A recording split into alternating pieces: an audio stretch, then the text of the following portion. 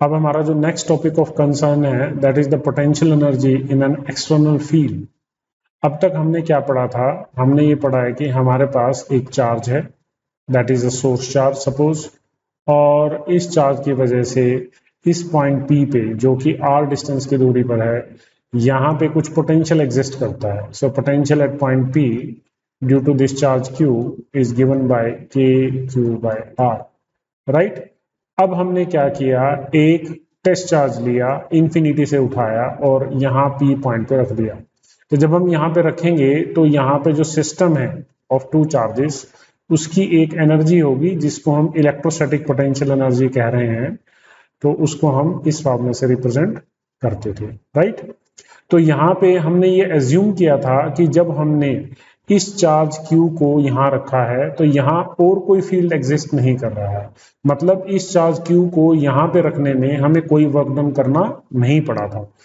इसको रखने के लिए वर्क डन करना पड़ा क्योंकि ये जो चार्ज है इसको हमने Q के फील्ड में रखा, राइट। तो इन दोनों की ही इंटरेक्शन हमने काउंट की। अब हमारे पास क्वेश्चन ये है कि सपोज इन दोनों चार्जेस को हमने ऑलरेडी किसी एग्जिस्टिंग इलेक्ट्रिक फील्ड में रखा होता, तो उस बात को समझिए। सपोज हमारे पास कोई इलेक्ट्रिक फील्ड कॉन्फ़िगरेशन है, राइट। इस इलेक्ट्रिक फील्ड कॉन्फ़िगरेशन के अंदर कोई दो पॉइंट्स हैं, suppose this is point A, this is point B, clear. और इन दोनों पॉइंट्स की जो लोकेशन है with respect to some coordinate frame उसको भी हम डिजाइन कर लेते हैं X, Y, Z। तो ओरिजिन के रिस्पेक्ट में कहें कि इस पॉइंट A का जो पोजीशन वेक्टर है दैट इज R1, इस पॉइंट B का जो पोजीशन वेक्टर है वो है R2, और इन दोनों के बीच में जो रिलेटिव सेपरेशन है उसको मैंने लिख दिया R12, क्लियर। अब मेरे को क्या करना है, इन्हीं चार्जेस को Q और Q नोट को बारी बारी से A और B पे उठा के रखना है। सपोज अब अगर मैं Q चार्ज को उठा के A पे रखूंगा तो ये जो पॉइंट A है ये ऑलरेडी किसी इलेक्ट्रिक फील्ड रीजन में है, जिसकी वजह से A पॉइंट पे ऑलरेडी कुछ पोटेंशियल एग्जिस्ट कर रहा होगा। इसी तरह से B पॉइंट पे भी कुछ पोटेंशियल एग्जिस्ट करेगा।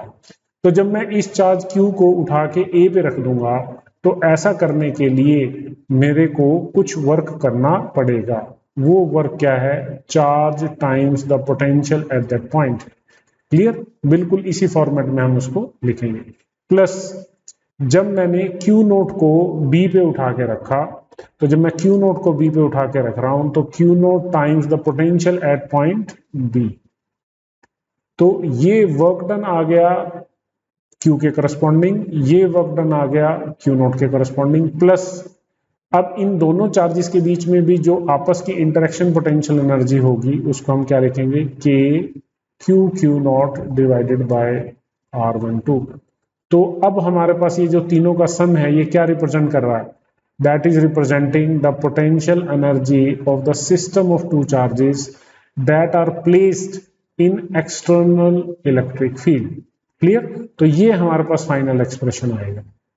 तो मैं यहाँ पे ये समझाना चाह रहा हूँ आपको कि जब कभी भी आप किन्हीं दो चार्जेस को इंटरेक्ट कराने के लिए एक दूसरे के पास लाएंगे तो आपको ये ध्यान रखना पड़ेगा कि कहीं वहां पे ऑलरेडी कोई फील्ड तो एग्जिस्ट नहीं कर रहा है, क्लियर। अगर वहां पे ऑलरेडी फील्ड एग्जिस्ट कर रहा है तब हमारे पास उन दोनों चार्जेस के इंटरेक्शन के अलावा दो टर्म्स उन पॉइंट्स के करस्पॉन्डिंग जो पोटेंशियल्स हैं उनके साथ चार्ज का जो प्रोडक्ट करेंगे दो पोटेंशियल एनर्जी टर्म्स और भी आएंगी। अब इस बात को समझने के लिए आइए क्वेश्चन करते हैं जिससे थोड़ी सी और क्लैरिटी आ जाएगी। इस टर्म को आप ध्यान में रखें, हम इस फॉर्मूले का यूज करेंगे। अब इस क्वेश्चन को देखिए, इस क्वेश्चन में कह रहा है determine the electrostatic potential energy of a system of two charges of 7 microcoulomb. एक चार्ज 7 माइक्रोकूलम है और दूसरा चार्ज है -2 microcoulomb. So suppose Q1 is the charge, उसको हमने लिख दिया 7 माइक्रोकूलम, और जो दूसरा चार्ज है वो नेगेटिव चार्ज है दैट इज -2 माइक्रोकूलम। और साथ में आप देखिए यहाँ पे उसने क्या मेंशन किया, विद नो एक्सटर्नल फील्ड। मतलब जहां पे हम इन चार्जेस को रख रहे हैं वहां पे कोई फील्ड नहीं है, और चार्जेस को हम कहाँ रख रहे हैं, एक्स एक्सिस पे रख रहे हैं। तो आइए इस चीज को डिजाइन कर लेते हैं।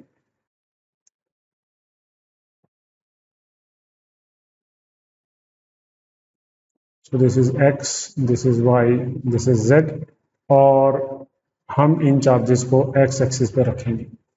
तो एक चार्ज जो कि 7 माइक्रोकूलम है उसको हमने रखा -900 सेंटीमीटर, और दूसरा चार्ज जो हमने रखा that is 2 microcoulomb negative charge, that is 900, and all are in centimetres, right.